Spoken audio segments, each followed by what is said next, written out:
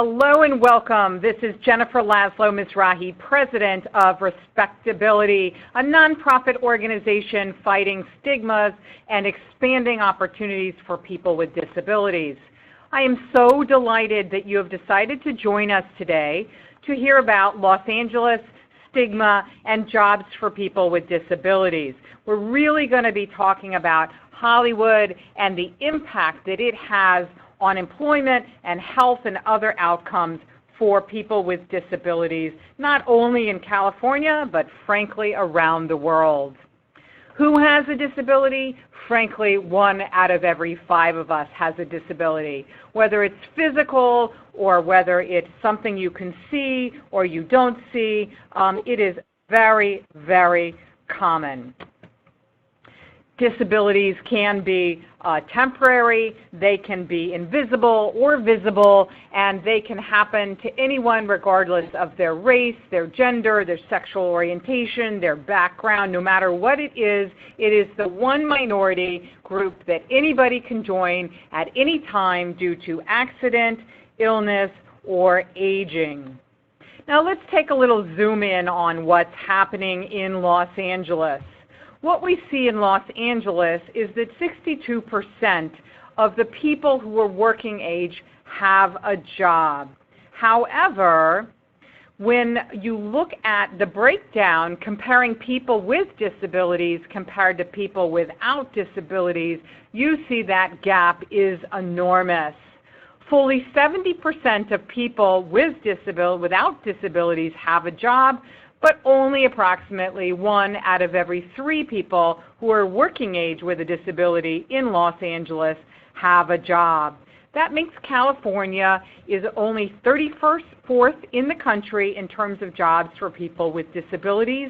And let's just talk about how many people are impacted just in Los Angeles alone. It's almost 1 million people, 948,000 people with disabilities, and of that, more than 500,000 are working age. And so we're talking about an extraordinary number of people, and 31% of whom sadly live in poverty. But we want to change that. How are we going to do it? We're going to do that by really systematically working together, and we're going to need the help of a lot of you who are on this webinar today. We have some terrific speakers coming forward, but we're really going to start by looking at the systems change. How do you change a system that has been in place for a long time? Again, only 1 in 3 adults with a disability are working in the Los Angeles area, and frankly, those numbers nationally are about the same. So when you look at how to make a difference in public policy or social change, there's a very big difference between what we call necessary and sufficient. There are good things that happen, like good education, very critical, or employers who are willing to hire people with disabilities, very important, or an open attitude to diversity, very important. All of these are necessary, but they are not sufficient if they're only in isolation. An analogy that I frequently like to use is of a steam engine. Why is that? A steam engine only works when the water is boiling, because steam engines work when the boiling water pushes the heat to push the engine. So you can take the water and you can make it 50 degrees. You can make it 100 degrees, but water does not boil until it's 212 degrees. And so you need to have the different pushings to make things hot enough to make that train or other kind of steam engine move. The same is true with the employment of people with disabilities, which is also linked to health outcomes and poverty and so many other things. So we're looking for a system that is going to be sufficient to move all of the numbers. This is part of what we call a theory of change. A theory of change is a blueprint for describing how an organization or policy can really move the needle. There's a testable hypothesis through which you look at all of your different programming and work. And a good theory of change, also called POC, it asks questions like, are we doing the right things to get the outcomes that we want? Should we increase something to really improve our impact? What do we need to learn, and what can we measure?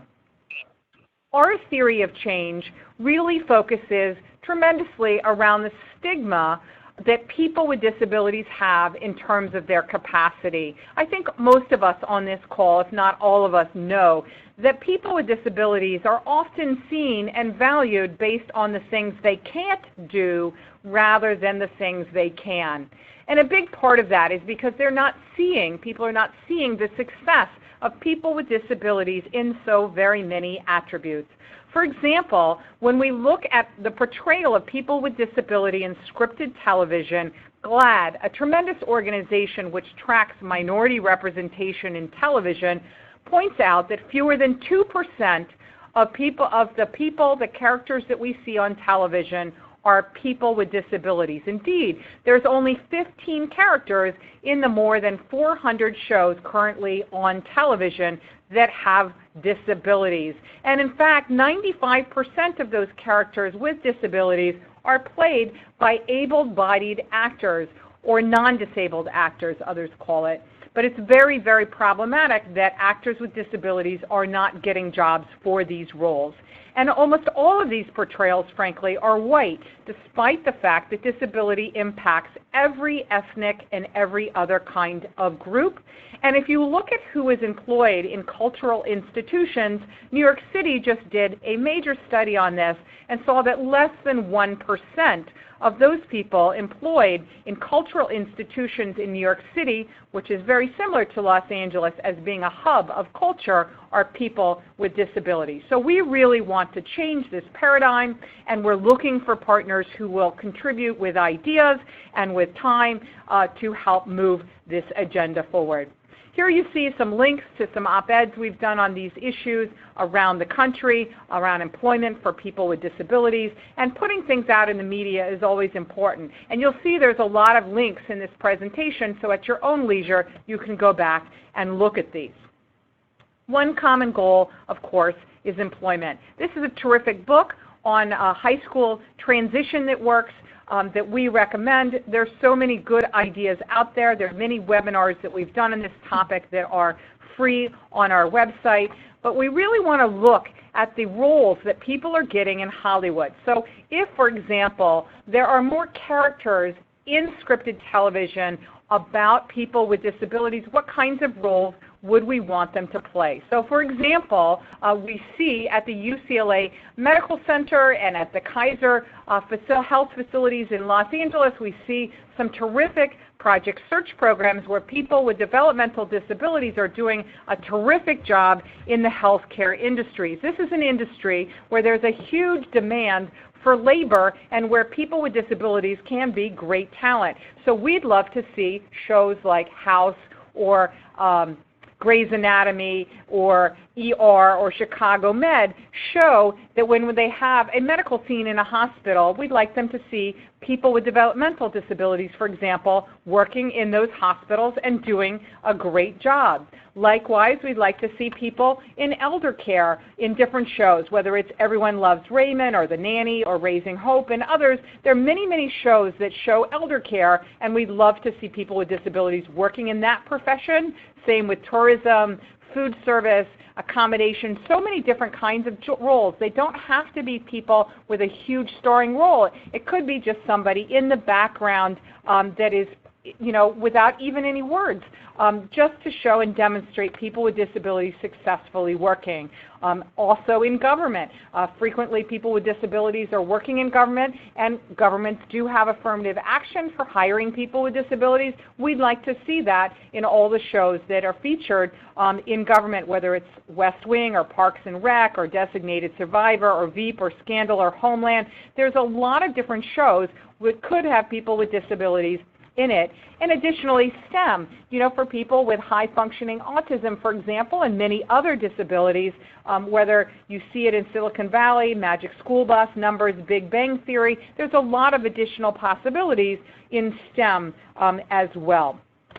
So really, there's a lot of jobs in entertainment and culture, and I must say that Born This Way and Push Girls and others have done a lot in terms of showing the portrayal, particularly the diverse portrayal that we see in Born This Way, for example, of disability that's so very important. Now I'm going to turn it over to Gail, who is a terrific, to Jenni Gold, who is an outstanding leader in this sector and also has a terrific film that she has done that she's going to talk about. But Jenni Gold has long time been a champion on these issues. So I turn it over to Jenni to talk a little bit about the different kinds of portrayals and some other key facts. Well, thank you, Jennifer. We Jennies need to stick together, I suppose.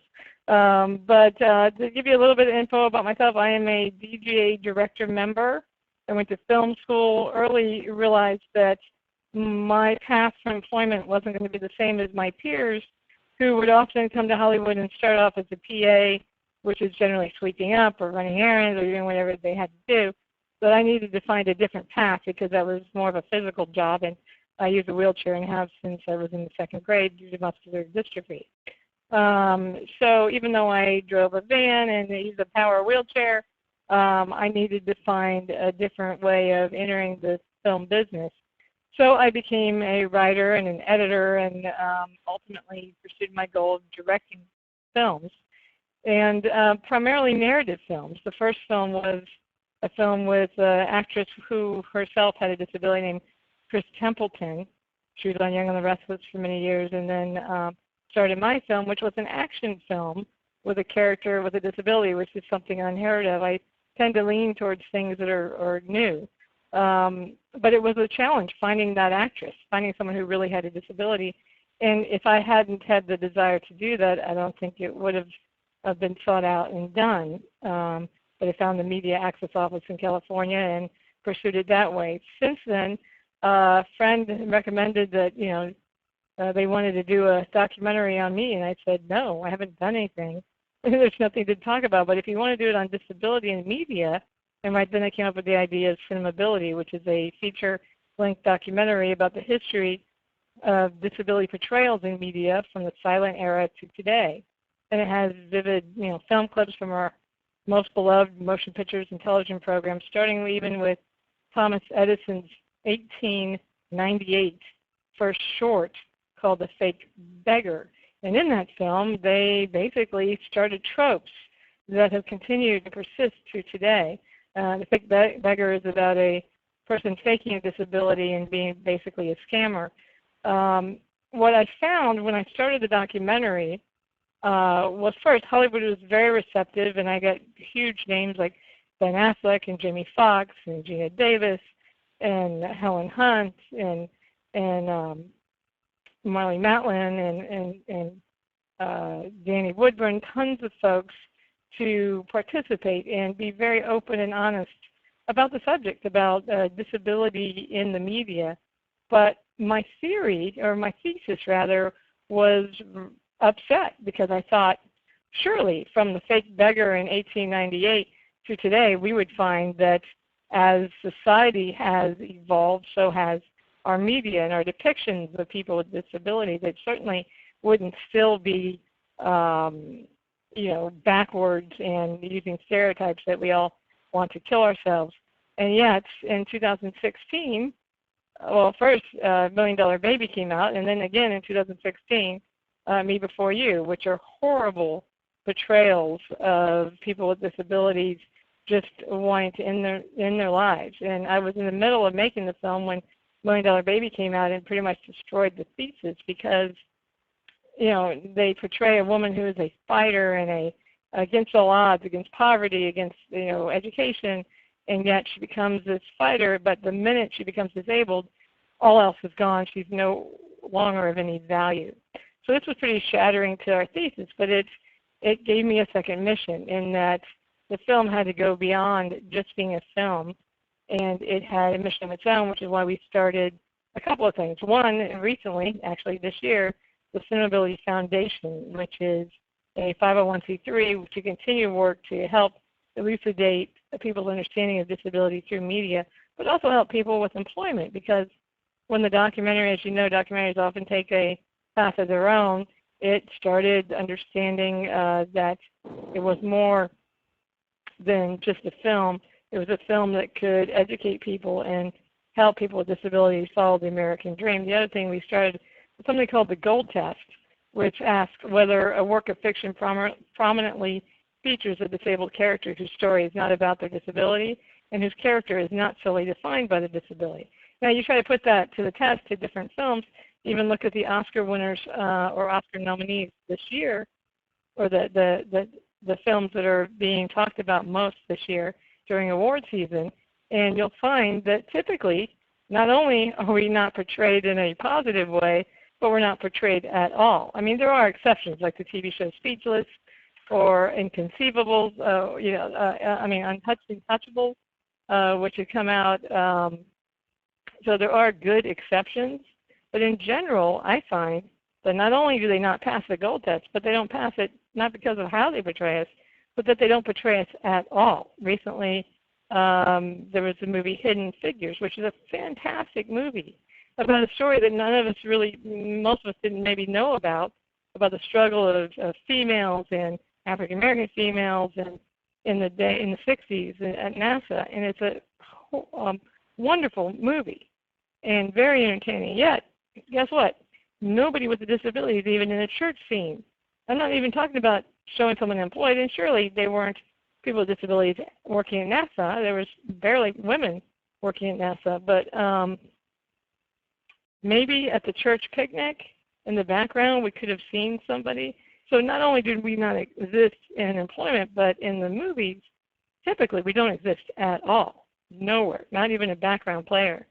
So there's a lot of work that needs to be done, and we're using this film and things like what Jennifer's setting up today and the new foundation to do our little bit. I guess Jennifer would like me to turn it on to Gail. Is that right? Or you wanted me to talk about working behind the camera? That is, one of the things we wanted to include in the documentary, and we couldn't find anybody. These are pictures from me, unfortunately. But I'm the only DGA director, with the exception of Ben Lewin, who is sort of my mentor. He's a fantastic guy. He directed the film The Sessions, which most people know. And he uses crutches due to polio. But there are very few people behind the camera, even though there's so many jobs, including VFX or sound mixing, many jobs that don't require a lot of physical strength. I had a very interesting interview with Beau Bridges when he was in my film Cinema-ability, and he said that back in the day, in the 60s, he made sure that in his contract he included that they had to have people working behind the scenes who were African American, because that was the diversity push that they were doing at that time. And he never thought about today, because one of my questions was, do you ever see anyone with a disability working behind the scenes? And he said no. People who have been in the business 30, 50 years were saying no. They don't recall ever seeing anybody. So he said, that I had opened his eyes to that. And a lot of what we were doing was kind of taking blinders off of people. And it isn't because they were malicious and didn't want people with disabilities included. They just, because of what we've seen in the media and what's been fed to us, our understanding of the capabilities of people with disabilities have been so low to the guy selling pencils on a corner that nobody is thinking of it. So there's a lot of aspects that we're trying to affect. That's great. Terrific. We're going to turn it over to Gail now, who is a terrific, terrific professional who has placed so many talented actors and actresses in shows, and she's going to give us a completely different perspective. Thank you very much, Gail, for being with us. Well, thank you for having me. I really appreciate being included. I am a talent agent. I work for Kazarian, Ruskin Associates in Studio City, California. We are the only large agency to include a department specifically for people with disabilities. That's all I represent. We call it our diversity department. I've been in this business of advocacy and talent promotion for over 25 years. Back when I started, I was with the California Governor's Committee for Employment of People with Disabilities, working out of their media access office. And at that point, I was doing sort of the advocacy work, knocking on Hollywood's door, asking for clients to be included, asking for opportunities, asking for scripts, those sorts of things. I do what I do not because I love being a talent agent. I do what I do because I want to change public perception. I'm the mother of a young man with Down syndrome who's now 37. When he was an 11-year-old, a wonderful show, Life Goes On, came on the air. And I suddenly saw a young man with Down syndrome and an adult role model for my child. And when I shared with my son that he could watch the show and see someone like him, he said, oh no, my Down syndrome's going to go away. Daddy's did, my brothers did. He didn't understand that there were adults with Down syndrome because I hadn't introduced him to any. He just knew that children had Down syndrome, so he had assumed that he would outgrow it. And I realized after a couple of weeks of him watching the show how lovely it was for him, how he was identifying with a future and goals and things that he could have someday as a young man with Down syndrome. So sort of my mother's heart went, oh my gosh, this has to happen. We need to make more images. Every child deserves the right to turn on a television set and see someone like them. Not long after that, my son got a commercial through Special Olympics quite by accident. He sort of backed into it.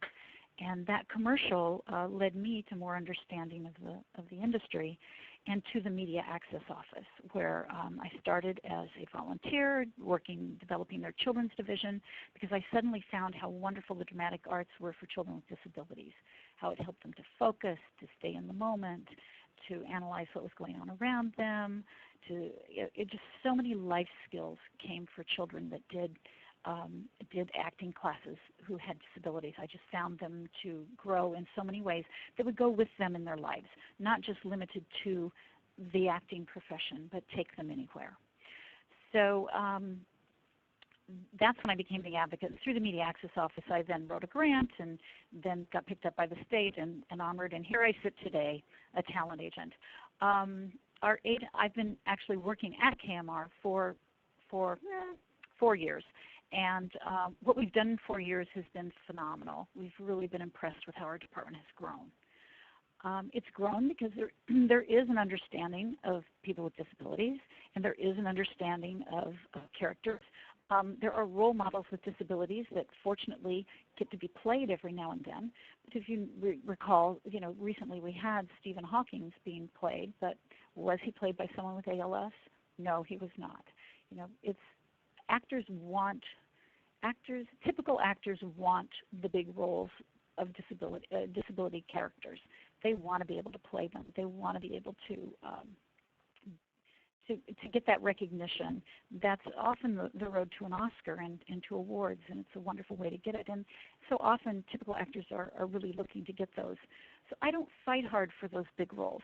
I fight more for the smaller roles, the roles that are not going to be the icons that we all have in our minds from growing up and watching the news and knowing our history. There are many entertainers with disabilities that are out there that we know of.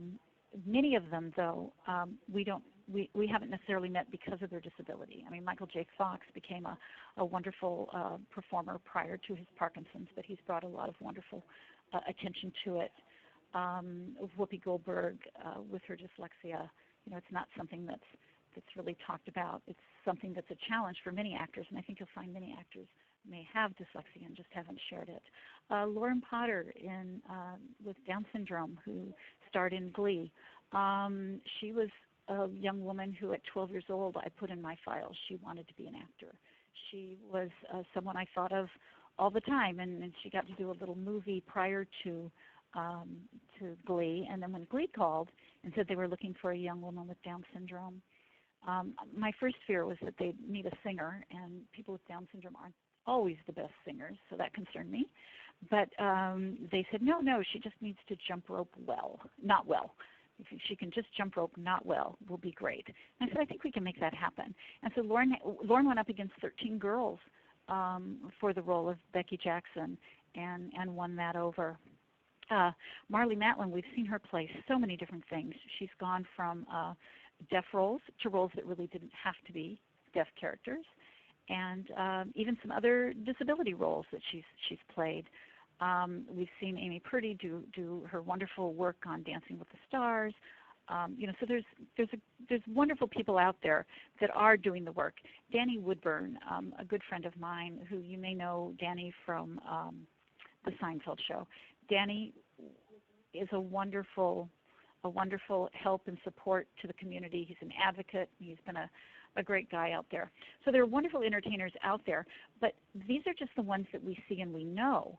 There are so many more. I have over 100 actors in my files who are working hard to get work, and many doors are shutting. They're not opening for them. When the characters come up, quite often, as we said before, they want to be played, people want to play them who do not have disabilities. Could we have the next slide? I think that would help. We have Colton Dunn, who plays the fellow in a wheelchair on Superstore. That pilot came out. I read the pilot. I knew someone would be in a wheelchair. And I got it to all my guys to read. And I was ready, and I kept asking, when are the auditions coming? When are the auditions coming? And when they came, they pretty much already knew Colton was going to do that role. It really wasn't open to anyone in a wheelchair at that time. So it's kind of disheartening at times. We work really hard for things, and then they don't go our way, and yet we know that we need to keep pushing to make that happen. One of the areas I've really been making a push in for my actors is smaller roles, not necessarily the lead roles. I would love for it to become customary for us to see people with disabilities on our television set, as Jenny had mentioned earlier, in background, in what we call under fives, with under 5 lines, smaller roles, because usually those don't move the story forward. What we often come up against is we have producers saying to us, but if the judge is in a wheelchair, people will wonder why. Well, they won't wonder why if they're in the courtroom themselves. They go to a court and a judge shows up in a wheelchair. They're not going to wonder why that judge is going to be in a wheelchair. They know he's in a chair because that's how he gets around. But in a television show, suddenly we feel that people are saying, why did they choose a judge in the wheelchair for that role? So we have to get rid of that myth. And the way I see that happening is by taking our actors with disabilities and giving them those smaller roles, getting casting directors to think, what role could I give to someone with a disability? How could I incorporate them into this? But we're late coming to the table. That's been part of the problem as well. Back in 1999, when primetime television came out, it was a very exciting season, and everyone was happy to see it, except suddenly they realized when they started counting the series regular characters that of the new pilots that year, I believe there was like 1 character of color. And at this point, it sort of bolstered up the NAACP to do something about it. And they gathered up other minority groups, other franchise groups, mostly ethnic. So it was like the National Hispanic Media. I know there was a Native American group in it. These groups of people got together and created something called the Grand Coalition. And this Grand Coalition held meetings basically with the 4 major networks at that time, Fox, NBC, ABC, and CBS. And what they promoted was that those studios would develop a diversity department with a department head at the VP level for the studio, and they would create opportunities for individuals, these minority individuals, to get more access to the various shows and projects and things. They've developed all sorts of things like showcases, diversity showcases. They've done writers groups, all sorts of wonderful things. But this group did not at that time include disability. And that's one of my things I went out after. I was still back in '99 with the Media Access Office.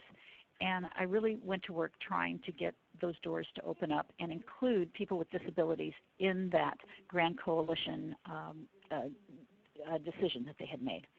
First that came along was ABC, a second CBS, and since then Fox and NBC have joined as well. So you'll see disability included now in these diversity programs, and they're getting more and more open to those sorts of things. But it's still not reaching the little smaller roles. They are looking more at the bigger roles. I have clients going on auditions today for a series regular who are on the spectrum. And most of these guys who've worked very hard to take their acting classes and improve their craft have maybe one audition under their belt from a small role. They've never walked in a room with producers expecting them to be marvelous so they could take a series regular role. So the cards are kind of stacked against them prior to them walking in the door because of this. So it's how do we build up, how do we allow these guys to get these smaller roles? And one is training, lots and lots of training. There's lots of opportunities out. Well, let me stop and hit positive portrayals. I've kind of skipped back by that. We have a lot of good examples.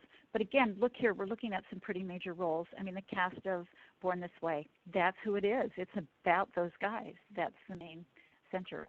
Switched at Birth, wonderful show. The storyline is very much deaf and hearing impaired. Although this season, and last season, we had a little boy with Down syndrome join the cast that I worked on. Deanne Bray and Sue Thomas FBI. The story was about her being able to lip read and all of that. Micah Fowler in Speechless. Gosh, don't we love Speechless? Everyone's head over heels about it because it's so real, it's so fun. But it's about Micah's disability. Robert David Hall in CSI, whole different story. Dave is a coroner and just happens to have a disability. It's rarely discussed. I can think of 2 episodes in the, 15 years that it aired? 2 episodes, 3. One where he turns his prosthetic leg around, one where he plays air guitar on his crutch, and one where they actually showed him in his home with his legs off in his wheelchair. Other than that, it wasn't discussed in all those years. That's what we really are looking for. That's what we want to see. And Daryl Mitchell has done such a fine job of getting right back to working again after becoming disabled. He was an established actor prior to his disability and has gone right back to work. But as you can see, we're talking about characters who are supposed to have disabilities in most shows. What we're pushing for is characters who just happen to have a disability. The disability does not push the plot of the story forward. Training, getting ready, reaching out. Born to Act Players, a group that works a lot with performers with disabilities who have Down syndrome on the autism spectrum. They've been around for 22 years. A lot of their students have been on many shows. It's been wonderful. There's others. I think we have some more. Inclusion Films. Do we have? Yeah. Inclusion Films. Now, this is behind the scenes. Joey Travolta's program works a lot with people on the autism spectrum, also works a lot with individuals with other developmental disabilities, helping them learn the practical employment skills of the industry and looks to try to place them in PA jobs and such. One of the hard parts about finding lower-level jobs within the entertainment industry is that's a way to get started. And so when someone with a disability is applying to do one of these beginner jobs, there are people with their film and television degree from USC who are applying for the same job because that's their way to get in the door. So it makes it kind of a hard business to get into, but it doesn't make it impossible. Actors for Autism have been very, very active for many years, working hard to help train people on the spectrum. Performing Arts Studio West is an amazing program. It's a day program for people with developmental disabilities, actually provided for with funding through state and federal funds, and it trains people with developmental disabilities in the entertainment arts. And they've had some very successful actors on their show, in their program, go to films and television shows. And then a lot of people are wondering about probably the union and SAG-AFTRA and their support and what they provide for performers with disabilities. SAG is an amazing support. I can't tell you how many times a day I have them on speed dial to ask a question or get some support. They are out there to try to help our actors get jobs, and they want to know how they can help, which is lovely. They helped us with supporting disability being a part of the diversity programs back with the Grand Coalition. joining the union's a whole different thing. Takes work to create work, and that's a whole other story that we'll do another time. But I just want to thank you for letting me be a part of this, and I'm here for questions later if you have any. I know I've kind of opened a lot of subjects and not really completed them, but that's the time I have, and I just wanted to give you kind of an overview of some of the things that we're talking about today. Thank you. Thank you, Gail. That was terrific, and we're going to have Q&A, so stay tuned. But I'm going to turn it over to John Tucker, who is a tremendous member of the cast of Born This Way, which is probably my favorite TV show now. It stars 7 individuals with Down syndrome, of which he is one, and he is a talented rap artist. And also I got to meet him and his mom when they were in Washington to launch the show, which was launched in Washington, D.C. at the U.S. Capitol before it aired. And I want to congratulate John on being the first African American with a disability to be one of the stars of an Emmy-winning show. Turning it over to John to talk about your experience. Good morning. Good morning.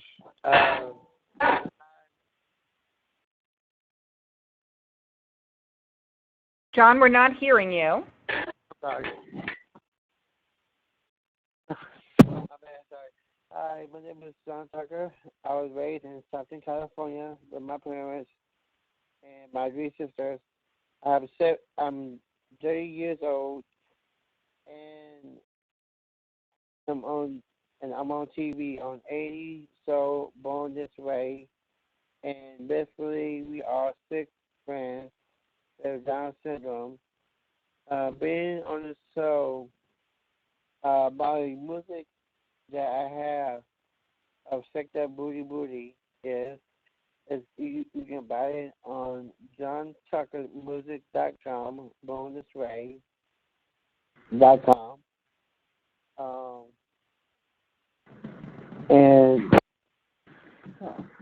And yes, other than that,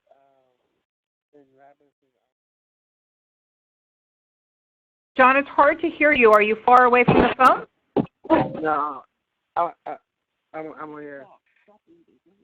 Anyways, yeah. So I've been rapping since I was like 16 years old, and I started rapping since high school, and I've been doing that. Even since then. And it's fun. It's really fun to be someone. And it's fun too. I've been doing just I've been and the other things I've been doing was being on the show, hanging with my family and friends, and just having fun. I got family watching the show too, so yeah. Excellent. Well, thank you so much, John Tucker. We really appreciate it. Before we go to Q&A, I'm going to let you know about a couple of upcoming events that we're going to have in Los Angeles area, actually in Sherman Oaks, California, which is sort of a suburb of Los Angeles, on February 21st.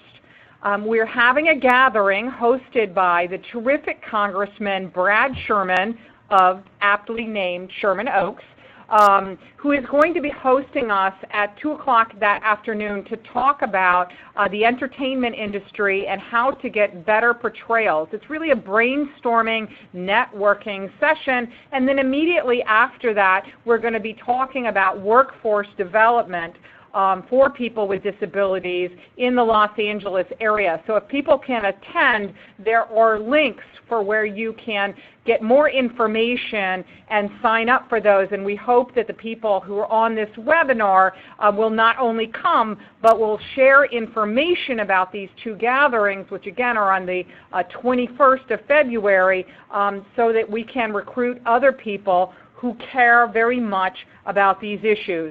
Likewise, we're doing similar sorts of meetings in New York City because Hollywood actually seems to be in 2 different locations simultaneously on both coasts.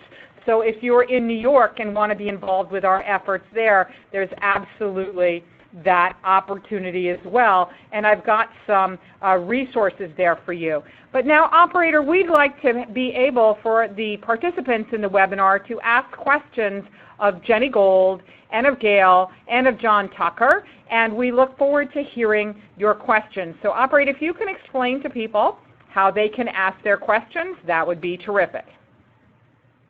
Yes, if you'd like to submit a question, please type in your question at the very bottom of the Q&A window, which is located in the lower left corner of the presentation screen. Type in your question and click on the Ask button to submit your question. Thank you. Can they ask via phone also, Michelle? Yes, they can. If you have called in, you may press 7 followed by the hash key or pound sign on your phone now to queue up. Great. So we're looking for questions from our crowd. We look forward to them. Operator, is there anybody hit *7 so that they can ask a question by phone at this time? Yes, we do. We have a question from Tamika. Tamika, go ahead with your question, please. Yes. Hello, everyone. Thank you for providing this opportunity for artists and people that get into the entertainment industry with disabilities because it's so much needed. My question is, first of all, I use a wheelchair. I have a spinal cord injury, and I'm looking to be a producer and writer. So my question is to Jenni Gold. How did you get into the industry in the very beginning with having a disability? What was people's perceptions of you, and how did you overcome them? Okay. Well, thank you for the question. I always had a love for storytelling and photography and filmmaking, even in junior high and high school. And then I went to a high school that had a radio television program, so I got a taste of it there. Decided I wanted to go on to film school. Went to the University of Central Florida, where the Blair Witch guys had gone. Some people know them. And we were in the same class. In film school, when I first met a professor there, he said to me, "What do you want to be?" I said, "I want to be a writer-director." And he said, "Well, as a woman, there's only 4% of women that are directing films, and you're a wheelchair user, so what do you think your odds are?" I said, "I don't care what you say, I'm doing it anyways." And it turned out he was just testing me to see if I had the strength and spirit to continue, because it is a hard career, because there is so much competition that you have to really, really strive for what you want and follow your dreams, despite even people within my film program who are fully able-bodied have dropped out since then and gone on to other things because, it's very difficult. So I would say you have to hone your craft by studying, whether it's film school or studying other films. You have to be determined despite what anybody says. In the radio television, I actually double majored. I have a BA in radio television and a BA in film. And when I was in radio television, there was a stair up to the control booth, and nobody had gone before me. Nobody had done it because typically the arts are not encouraged for people with disabilities. In fact, it's the opposite. It's discouraged. And part of the reason, as far as in front of the camera, is because they don't see it. If you can, Gina Davis was in my film Ability, and she talks about women and really the struggle in the film. We went beyond disability and talk about other minority groups because the struggle is the same. There's not enough women directors. There's not enough women behind the camera, or often even in front of the camera is a major role. So she has a slogan: if you can see it, you can be it. So I would say, even though right now you don't see a lot of people in writing, producing, although I just met a guy, I wish I had known him when I was doing the film, who is the executive producer and a wheelchair user, and I didn't even know him. So we're seeing, more and more. The guy who was the CEO at Universal Studios had been injured after he was already in that role.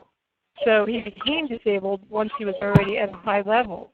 That sometimes happens too. But for someone who is just starting out, you have to hone your craft, work hard, study what others have done, and just not give up. And also, make sure that you are getting fed that you have talent in those areas.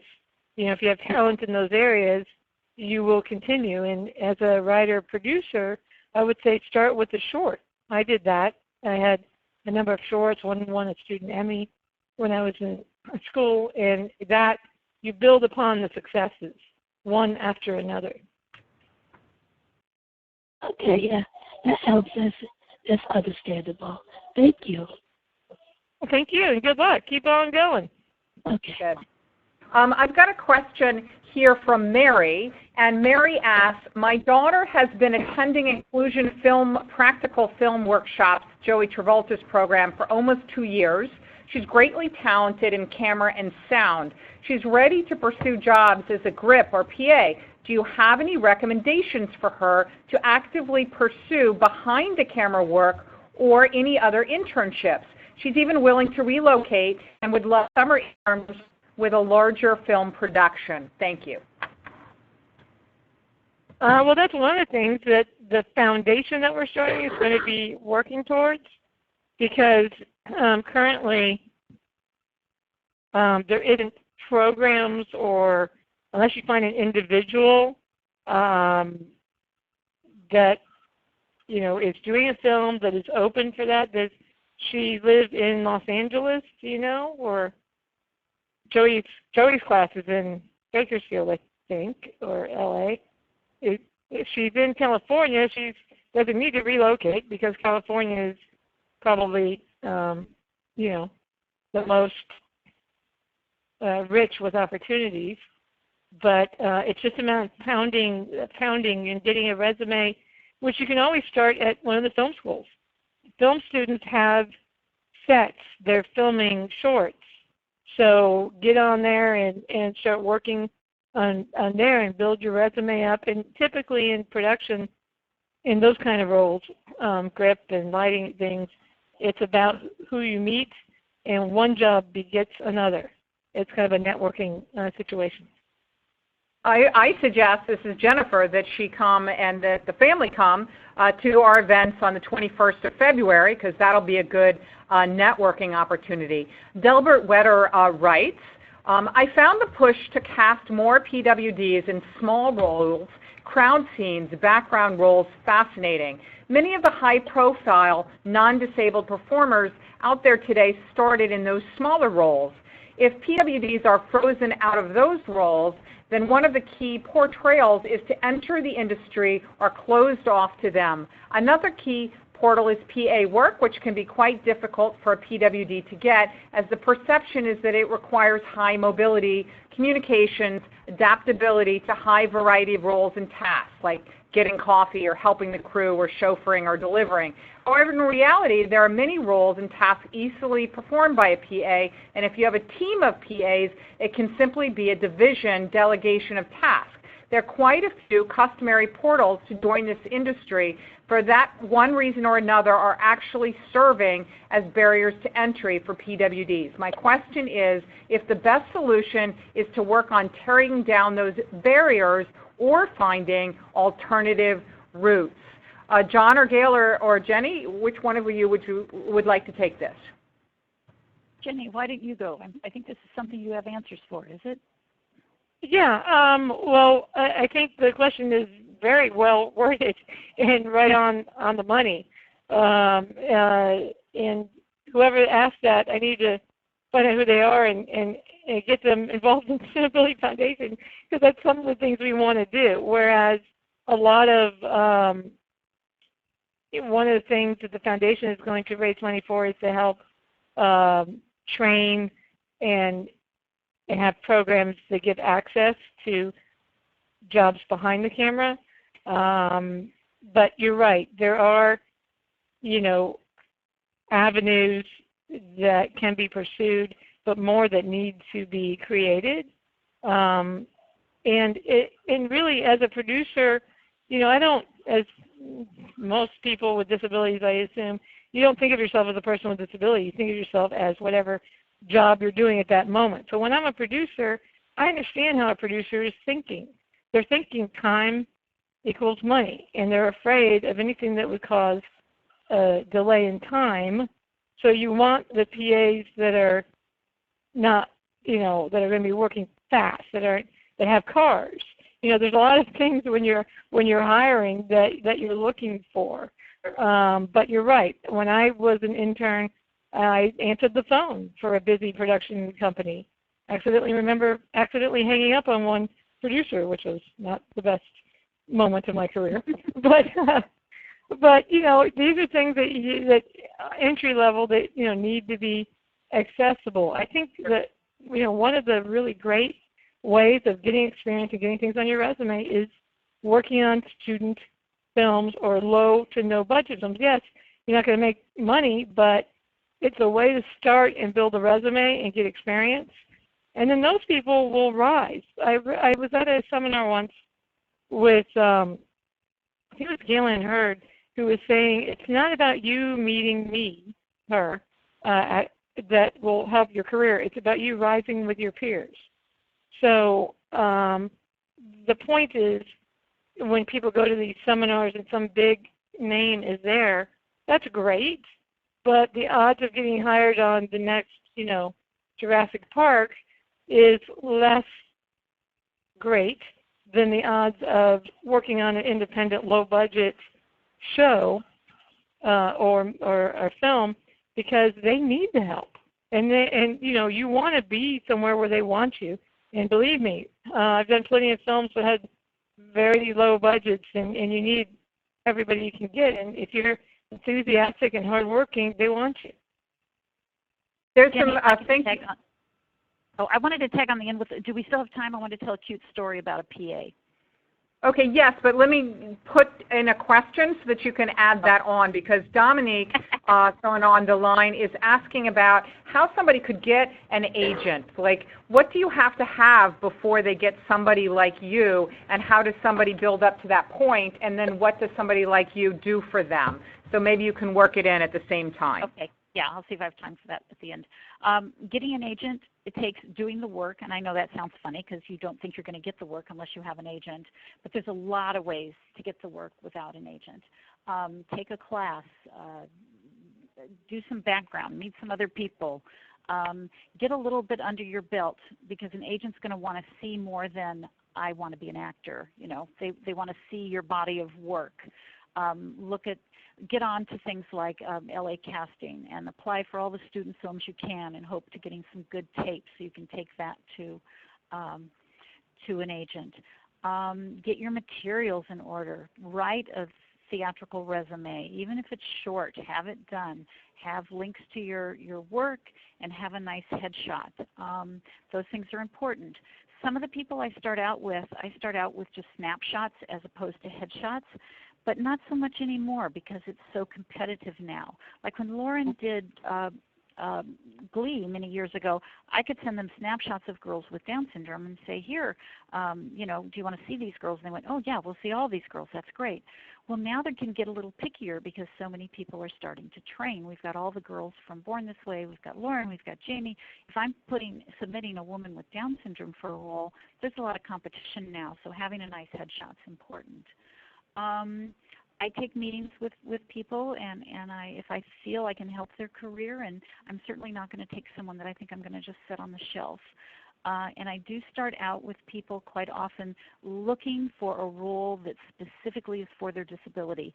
I can't go challenge a casting director to see someone in a wheelchair for a role if that person doesn't already have a good guest star role that they've done, and have the good footage, and have that great credit behind them. All the advocacy work in the world is not going to work unless I have the tools to do the work with, and I'm going to put my time and energy into the clients who have those tools. And this ties right in a little bit with the the PA story I wanted to tell you. One of my clients, Brian, has cerebral palsy. He's very difficult to understand, and he walks with arm crutches. And he auditioned for a upcoming Farrelly Brothers film. Now, those of us in the industry know that the Farrelly Brothers are some of the most giving producers out there. They really welcome disability to their set. And Brian said to the casting director, you know, even if there's not a part for me, I just want to be a part of this film. If you could just let them know I want to be a part of this film. So the casting director let the Farrelly Brothers know this, and they said, well, great, we're going to shoot for 3 days in Venice Beach. Why don't you come be a part of this? So Brian got to go be a PA for 3 days in Venice Beach. There he was with his crutches out on the beach, walking around, doing the best he could, communicating with people. People just need to listen, and they can understand what he's saying. And then off they moved to Florida for 2 or 3 months. And everybody got there and said, well, where's PA Brian? I said, well, he was in LA. Well, why isn't he here? Brian's probably the only PA that's ever been transported and had all his accommodations paid for to be a PA on a show. They brought him out to Florida for 3 months just because the cast had so connected with him, and he was such a vital, important part of their experience together. So it's who you know quite often, you know. And that's a fantastic. That's a fantastic story. I want to tag on one little thing in closing that we kind of forgot. Nowadays, with YouTube and everything, you can do your own stuff. Yes. You know, if you can't find anybody that'll let you be a part of theirs, then do your own. And if you have talent, it really comes down to talent. You know, because you can I could want to be the best singer in the world, but frankly, I don't have the pipes. I can't sing a note, and people would run. But if my family thought I was great, and we've all seen it on TV shows that have someone that their family tells them they're a great singer, and turns out they really aren't. That's nice that your family's going to love you and give you unconditional love, but the marketplace will tell you if you have talent or not. You know, you'll be awarded or you won't be. Well, let me just say that you guys are phenomenal. John Tucker, your singing and seeing you on Born This Way is terrific. Jenni Gold, your work in terms of this industry, directing and cinemability is such an important fill. Gail, the work that you do representing talent in Hollywood is so tremendous. We're very excited that this group, I think all of us are going to be together on February 21st with Congressman Brad Sherman. Just want to pitch that again, that we are looking for people who want to be in this industry, who want to help on the stigma issues, and who want to expand employment for people with disabilities. This is very much going to be a grassroots effort, and it's something where you really can show up and make a tremendous difference. So I want to also mention that Lauren Applebaum, our communications director, and Philip Pauly are working on this, and I want to thank Ming and Matt, who are two of our fellows here at RespectAbility, for helping prepare for this presentation. You did a terrific job. We really appreciate this accessible PowerPoint. And the fact that this is also got live captions. So Michelle, thank you to your team as well. If anybody has any questions, you can contact me at RespectAbility. I think you all have my email address, but in case you don't, I'm going to put it up on the screen right there, Jennifer M. at RespectAbilityUSA.org. And I hope to see you all in person on February 21st. But let me thank again Jenni and Gail and John. You did a terrific job. And to all of us who listened, we really appreciate your involvement in this movement. Thank you, and have a fabulous day. Thank you. Thank you for having me. Thank you for having me. The moderator has